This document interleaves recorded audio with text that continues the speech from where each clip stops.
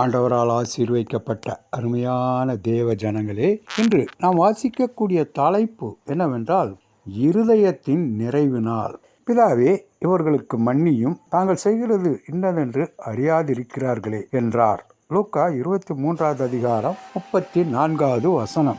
1963ஆம் ஆண்டு அமெரிக்காவின் ஜனாதிபதியாய் இருந்து பிரசித்தி பெற்ற ஜான் எஃப் கென்னடி சுட்டு கொல்லப்பட்டார். அதைத் தொடர்ந்து அவருடைய சொந்த சகோதரரான ஆபர்ட் கென்னடி ஜனாதிபதி பதவிக்கு போட்டி போட்டுக் கொண்டிருந்தார். அவர் வெற்றியடைந்து விடுவார் என்று எல்லோரும் எதிர்பார்த்து கொண்டிருந்தார்கள். அவரும் பம்பரம் போல சுழன்று தன்னுடைய தொகுதிகளில் எல்லாம் மின்னல் வேகத்தில் பிரச்சாரம் செய்தார். திடீரென்று யாரோ அவரை துப்பாக்கியினால் சுட்டுவிட்டார்கள். குண்டுகள் அவர் மேல் சரமாரியாக பாய்ந்தன. அவர் இரத்த வெள்ளத்தில் மிதந்தார். தாங்க முடியாத வேதனை, மரணத்தோடு போராடுகின்ற நேரம் அது. அப்பொழுது அவர் தன் அருகில் இருந்த நண்பனை அமைதியான குரலில் மெதுவாக கூப்பிட்டு, எல்லோரும் பாதுகாப்பாக இருக்கின்றார்களா? மற்றவர்களுக்கு எந்த ஆபத்தும் இல்லையே என்று விசாரித்தார். சற்று சிந்தித்து பாருங்கள். மரணத்தை நெருங்கிக் கொண்டிருந்த அந்த வேளையிலும் கூட அவருடைய உள்ளம் மற்றவர்களின் சுகத்தையும் நன்மையுமே நாடிக்கொண்டிருந்தது.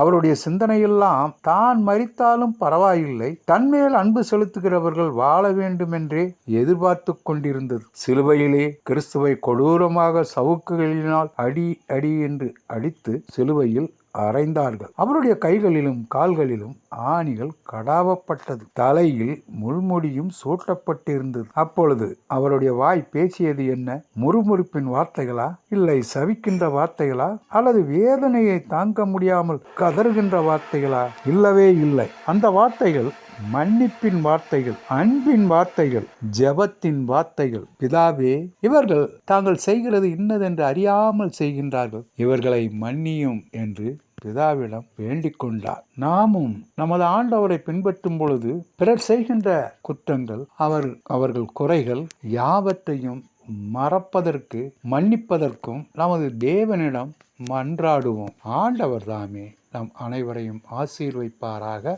ஆமேன்.